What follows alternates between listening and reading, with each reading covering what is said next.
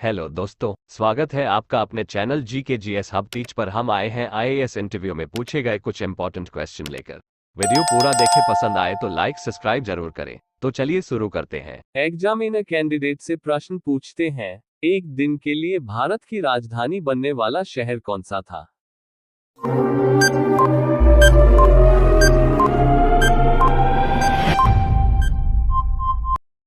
तो कैंडिडेट ने कुछ देर सोचकर जवाब दी, सर, साल 1858 में इलाहाबाद को एक दिन के लिए भारत की राजधानी भी घोषित कर दिया गया था। एग्जामिनर कैंडिडेट से अगला प्रश्न पूछते हैं, विश्व का ऐसा एकमात्र देश कौन है जिसके एक भाग में दिन दूसरे भाग में रात होती है?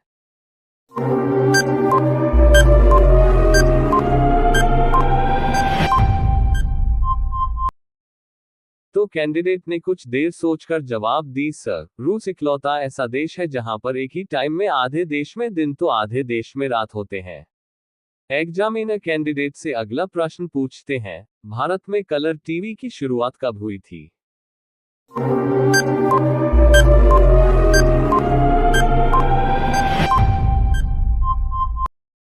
तो कैंडिडेट ने कुछ देर सोचकर जवाब दी, सर, भारत में 25 अप्रैल 1982 को पहली बार टीवी पर रंगीन प्रसारण शुरू किया गया था।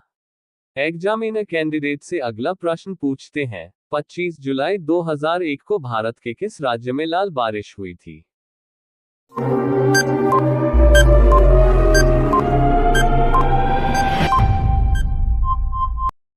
तो कैंडिडेट ने कुछ देर सोचकर जवाब दी, सर, भारत के केरल में लाल बारिश की घटना हुई थी। एग्जामिनर कैंडिडेट से अगला प्रश्न पूछते हैं, किस फसल को सफेद सोना कहा जाता है?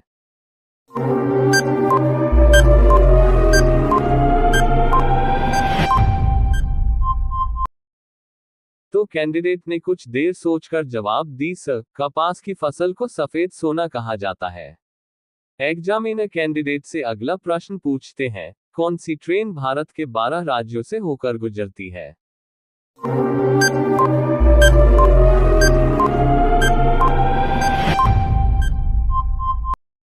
तो कैंडिडेट ने कुछ देर सोचकर जवाब दी, सर, हिमसागर एक्सप्रेस कन्याकुमारी से श्री माता वैष्णो देवी कटरा तक जाती है। एग्जामिनर कैंडिडेट से अगला प्रश्न पूछते हैं, भारत की राष्ट्रीय डिश कौन सी है?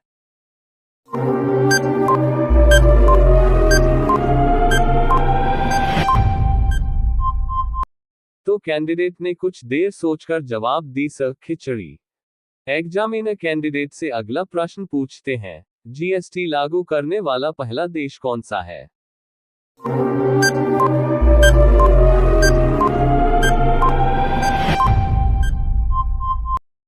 तो कैंडिडेट ने कुछ देर सोचकर जवाब दी, सर, फ्रांस।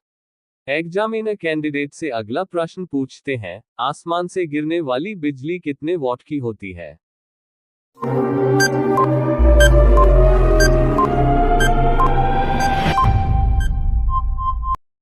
तो कैंडिडेट ने कुछ देर सोचकर जवाब दी, सर, 10 करोड़ वोल्ट के साथ 10,000 एम्पियर का कट होता है। एग्जामिनर कैंडिडेट से अगला प्रश्न पूछते हैं, ऐसा कौन सा देश है जिसका कोई राष्ट्रगान नहीं है?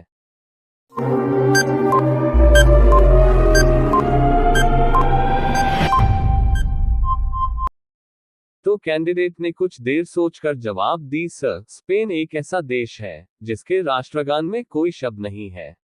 एग्जामिनर कैंडिडेट से अगला प्रश्न पूछते हैं, दुनिया का सबसे महंगा कीड़ा कौन सा है?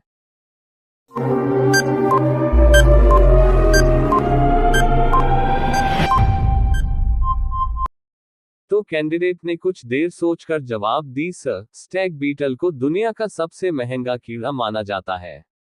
इसकी कीमत 75 लाख रुपये तक हो सकती है। एग्जामिनर कैंडिडेट से अगला प्रश्न पूछते हैं, फांसी के समय मुंह काले कपड़े से क्यों ढका जाता है?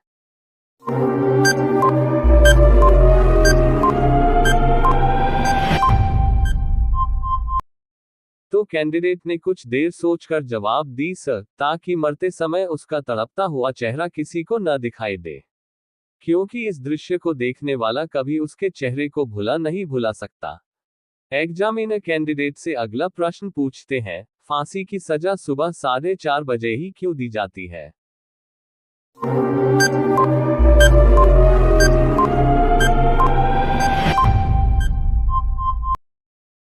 कैंडिडेट ने कुछ देर सोचकर जवाब दी, सर, जेल का निर्धारित कार्यक्रम बाधित न हो इसलिए फांसी का समय सूर्योदय से पूर्व का निर्धारित किया जाता है। एग्जामिनर कैंडिडेट से अगला प्रश्न पूछते हैं, मरने के बाद शरीर का वजन कितना कम हो जाता है?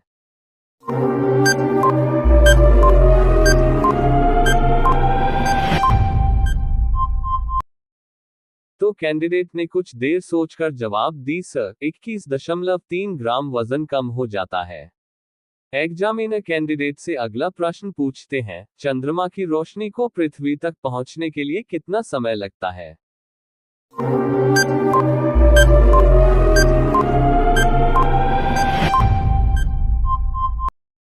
तो कैंडिडेट ने कुछ देर सोचकर जवाब दी, सर, चंद्रमा की रोशनी को पृथ्वी तक पहुंचने में करीब 1.3 सेकंड का समय लगता है।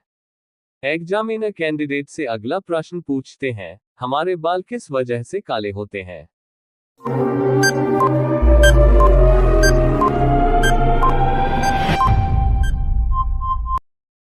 तो कैंडिडेट ने कुछ देर सोचकर जवाब दी, सर, बालों का कुदरती रंग हेयर फॉलिकल में पाए जाने वाले मेलेनिन पिगमेंट की वजह से होता है।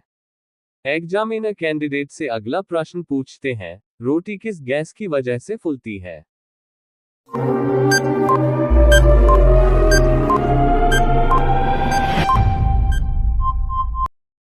तो कैंडिडेट ने कुछ देर सोचकर जवाब दी, सर, रोटी के फूलने की वजह कार्बन डाइऑक्साइड गैस है। एग्जामिनर कैंडिडेट से अगला प्रश्न पूछते हैं, भारत की प्रथम महिला डॉक्टर कौन थी?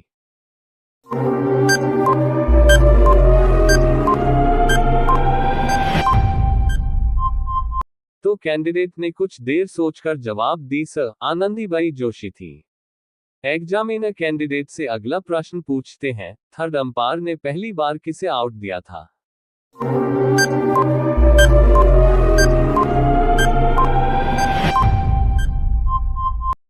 तो कैंडिडेट ने कुछ देर सोचकर जवाब दी, सर, महान बल्लेबाज सचिन तेंदुलकर के नाम आउट होने का अनोखा रिकॉर्ड दर्ज है। एग्जामिनर कैंडिडेट से अगला प्रश्न पूछते हैं, किस जानवर का आधार कार्ड बनाया जा सकता है?